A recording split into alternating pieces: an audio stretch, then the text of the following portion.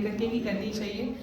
उन्हीं की कृपा से सब चल रहा है, तो उनका नाम क्यों ना बार बार लिया जाए। बहुत अच्छा लग रहा है कि धीरे धीरे जो ये ऑडिटोरियम है वो फुल होता जा रहा है, क्योंकि जितनी जल्दी हम ज़्यादा लोग देखेंगे उतनी ही जल्दी आज के कार्यक्रम की शुरुआत होगी। और ये बहुत सुंदर पहल है सॉक्रेटिस सोशल रिसर्च यूनिवर्सिटी की, ऑनर्स कॉसा की, कि देश भर से हीरे तराश करके उनको यहाँ सम्मानित करते हैं। जी हाँ, मैं हीरा ही कहूँगी, क्योंकि जो समाज की भलाई के लिए काम करे वो हीरे से कम नहीं हो सकता है। और स्पेशली जब उनका खुद का कोई पर्सनल मोटिव ना हो, उसके पीछे सिर्फ और सिर्फ भलाई की सोच हो, तब तो और ज़्यादा आप हीरा कहलाने के लायक हैं। तो ऐसे ही हीरे हमारे बीच में आज बैठे हुए हैं। आप सबके लिए एक बार जोरदार तालियां। और जोरदार तालियां मैं पुनः बजवाना चाहूंगी श्री डॉक्टर योगेश जी के लिए, क्योंकि वही रीजन है यहाँ पर कि जिसकी वजह से हम सब यहाँ पर एकत्रित हुए हैं। और देखिए, इस कार्यक्रम को आयोजित करने का एक और बहुत बड़ा मकसद है कि जब आप अलग अलग जगहों पर समाज के लिए काम कर रहे हैं तो वो इम्पैक्ट करेगा, लेकिन एक पर्टिकुलर एरिया पे करेगा। लेकिन जब आपको एक ऐसा प्लेटफॉर्म दिया जाता है जहां पर अलग अलग जगह के लोग एक साथ मिले हों, सोचिए कितनी सारी एनजीओ से लोग यहाँ पर होंगे, कितने सारे ऐसे लोग होंगे जो पर्सनली अच्छा काम करते हैं। जब वो लोग, जब ऐसा विचार, ऐसी सोच मिलेगी, तो क्या ही वॉल्केनो आप कह सकते हैं, लावा जो है वो फूटेगा, क्रांति का, समाज सेवा का। और जब मिल करके काम करेंगे तो उसका इम्पैक्ट जहां अभी हो रहा है उससे 100 गुना ज्यादा होगा मेरे हिसाब से। तो ये एक बहुत ही सकारात्मक सोच के साथ इस कार्यक्रम का आयोजन किया जाता है, या किसी भी इस तरीके के जो आयोजन होते हैं उनके पीछे एक ये बहुत बड़ा मकसद रहता है। तो एनजीओज का जो मेन मोटिव होता है वो यही होना चाहिए कि जितने और एनजीओज हैं उनके साथ मिल करके काम करें। कई बार देखा जाता है सर कि एनजीओज ही आपस में उनका हो जाता है कि नहीं हम अच्छा काम कर रहे हैं, नहीं हम अच्छा काम कर रहे हैं। लेकिन मेरे हिसाब से एनजीओज का काम ही यही है कि मिल करके सिर्फ और सिर्फ जन भलाई के बारे में सोचें। और वो तभी हो सकता है जब आपके अंदर कंपटीशन की भावना ना हो, जब आपके अंदर यही भावना हो कि किसी भी तरीके से हो जन कल्याण। तो ये एक बहुत बड़ा संदेश इस कार्यक्रम के थ्रू आप सबको दिया जाता है। आप लोग आए, आपस में मिलें, आपस में बातें करें, आपस में अपना काम शेयर करें, और इसी तरीके से एक साथ मिल करके जो सफलता की सीढ़ी है उसको चढ़ते जाएं। और कितना मजा आएगा, एक टाइम ऐसा आएगा कि जब आप सब मिल करके काम कर रहे होंगे और आप कहेंगे कि हाँ हम कहाँ मिले थे, हम ऑनररी डॉक्टरेट अवार्ड्स में मिले थे, या योगेश जी की वजह से हम सब मिले थे। तो ये एक बहुत बड़ा मोटो जो हम फुलफिल यहाँ करते हैं।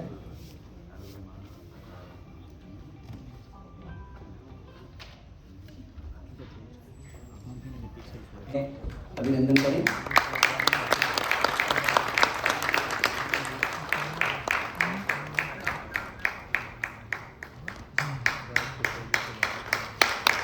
एक ऐसी शख्सियत जो आज भी कभी डिफेंस की बात आती है या एडवाइजरी की बात आती है रक्षा मामलों में, तो जो देश को और पूरी गवर्नमेंट को अपने आइडियाज से, अपने एक्सपीरियंस से सपोर्ट करते हैं, ऐसे आदरणीय पीके सहगल जी का कार्यक्रम में हार्दिक अभिनंदन स्वागत है।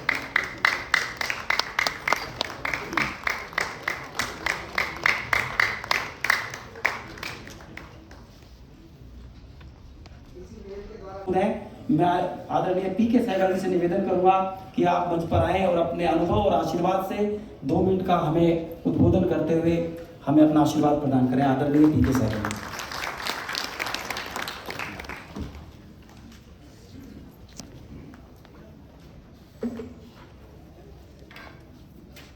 Honorable Principal, अन्य अतिथिगण on the dais, ladies and gentlemen, ये मेरा सौभाग्य है कि मुझे मौका दिया गया है to interact and meet some of the finest intellectuals of my country.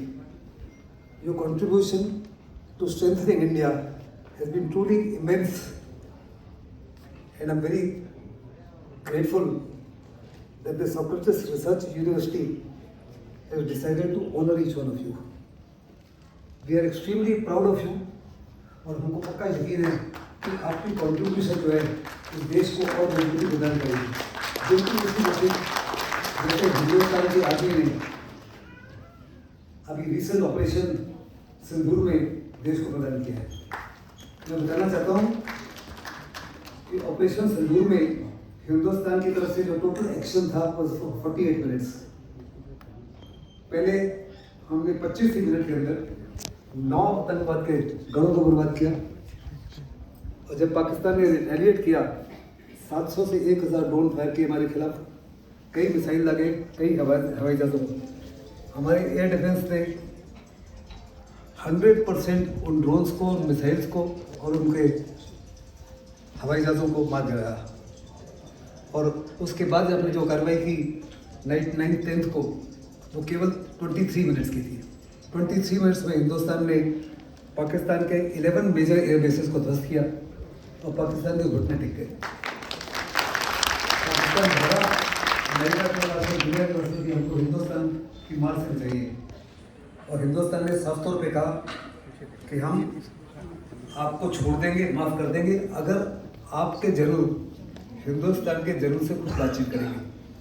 President Donald Trump तो कहते हैं कि हमने ये किया, मीडिएट किया, हमने मदद की, इस माफी का कुछ नहीं हुआ। पाकिस्तान के डीजीएमओ ने हिंदुस्तान के डीजीएमओ को गुहार लगाई कि काफ़ी हो गया, माफ़ कर दीजिए, और तब हिंदुस्तान ने अपने लक्ष्य को प्राप्त करते हुए उनको माफ़ किया। हमारा लक्ष्य क्या था? मेरा पॉलिटिकल एम था पाकिस्तान के यहाँ जो टेररिस्ट घर थे उनको बर्बाद करना, and having achieved our political aim, Hindustan ने सीज़फायर को एक्सेप्ट किया। मुझे पक्का यकीन है कि आपने जिस माफ़ी की कार्रवाई कर रहे हो उससे देश को बड़ी मजबूती मिलेगी।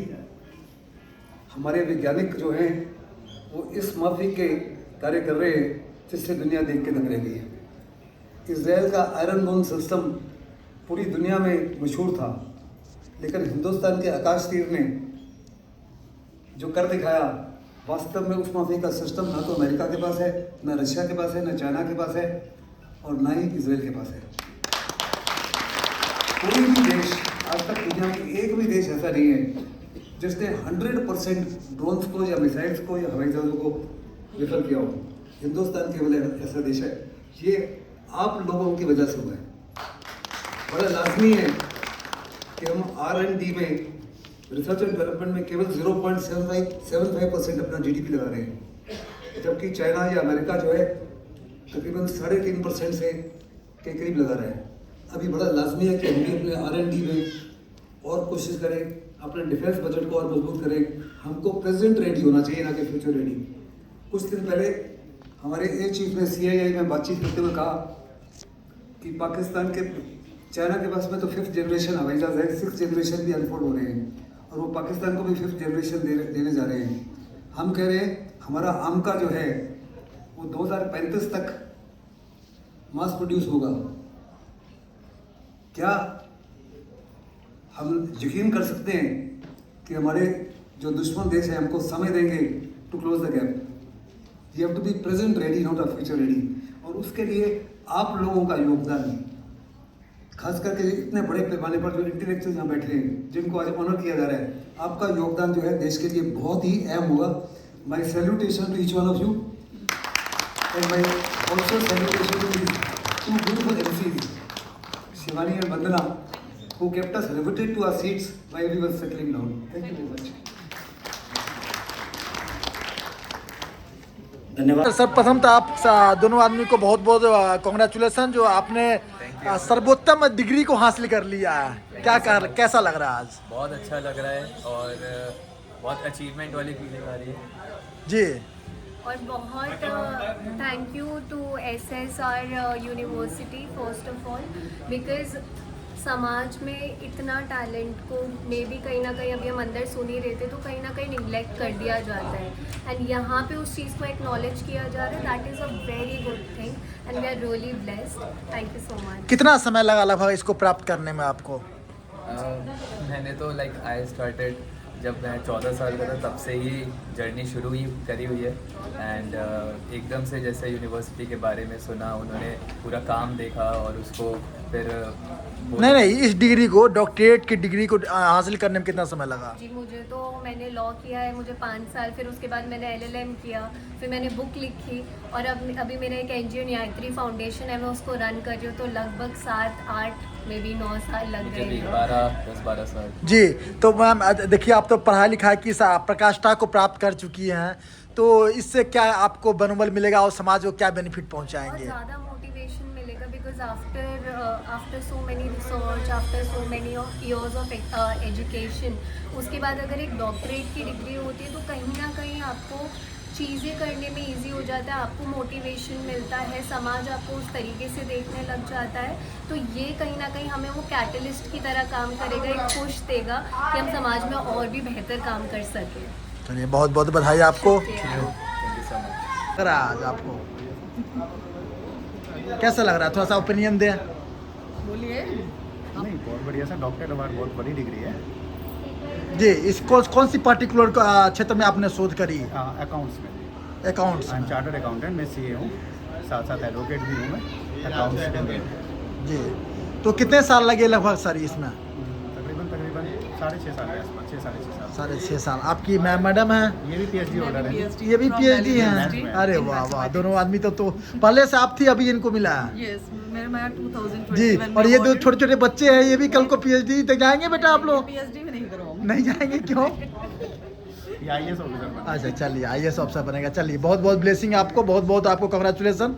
ऐसे ही आप बढ़ते रहें, भारत को आगे बढ़ाते रहें। Thank you. जय। बताएं। For taking this award. I am from biotechnology, or this award to achieve from biotechnology. I am very happy to achieve this award. Thank you. I am from Noida basically. Thank you so much for कितना समय लगा इस award को लेने में? 5 years. 5 years। चलिए, बहुत बहुत कांग्रेचुलेसन। Thank you. कहाँ से हैं और कैसा लग रहा है? मैं गाज़ियाबाद से हूँ, मुझे बहुत अच्छा लग रहा है, मुझे इतना अच्छा सम्मान दिया गया है। जी, इससे बड़ा सम्मान नहीं है पढ़ाई के लिए क्षेत्र में। नहीं, बिल्कुल नहीं वो है। आपने प्राप्त कर लिया। जी, मुझे बहुत अच्छा लगा कि इन्होंने सोशल रिसर्च ने इतना अच्छा सम्मान दिया, मुझे डॉक्टरेट दी, मुझे बहुत अच्छा लगा। कितना साल लगा इसको प्राप्त करने में? बहुत टाइम लगा मुझे, और फाइनली आज मेरा ड्रीम पूरा हो गया। अब मैं अपने नाम के आगे डॉक्टर लगा सकूंगा और मैं समाज के लिए और भी कार्यरत होता हूँ। जी, कार्यरत तो हो पाएंगे, लेकिन आप किस क्षेत्र में समाज के लिए कार्यरत हो पाएंगे, थोड़ा बताएंगे? मैं एजुकेशन में भी हूँ, इंपोर्ट में भी हूँ, मैं बिजनेस भी हैं, तो मैं एजुकेशन में भी काम करता हूँ, जिसमें हम गरीब बच्चों की हेल्प करते हैं।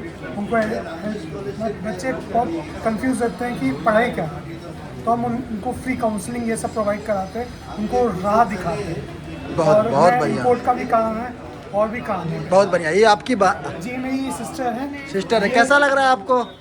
मुझे बहुत अच्छा लगा है, मेरे भैया ने ऐसा अवार्ड एंड जो आपने पढ़ाई की सबसे बड़ी प्रकाष्ठा को प्राप्त कर लिया है। थोड़ा सा अपने बारे में एड्रेस करेंगे? जी, मेरा नाम डॉक्टर दर्शनी प्रिया है और मैंने राज्यसभा संसद में कई वर्षों तक काम किया है। साथ ही साथ मैंने गृह मंत्रालय में भी अपनी सेवाएं दी और फिलहाल मैं IND मिनिस्ट्री के अंतर्गत अभी आकाशवाणी में अपनी सेवाएं दे रही हूँ, प्रसार भारती से भी जुड़ी हुई हूँ।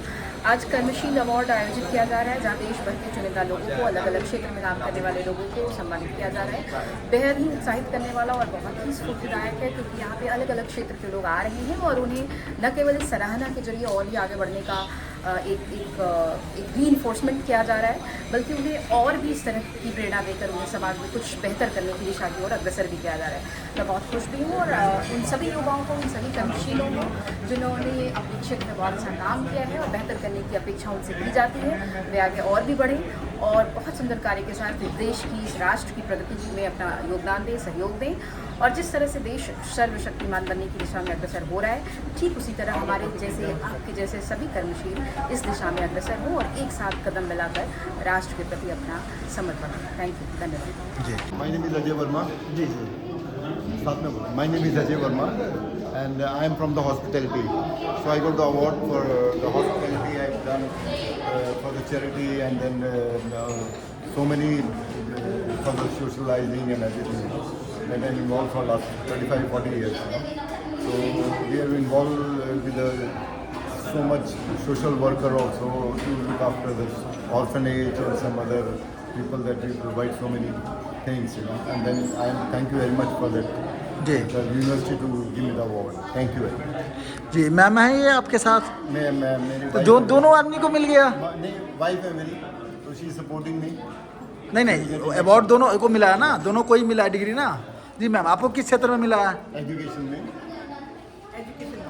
एजुकेशन में। चलिए बहुत बहुत बधाई आप दोनों को।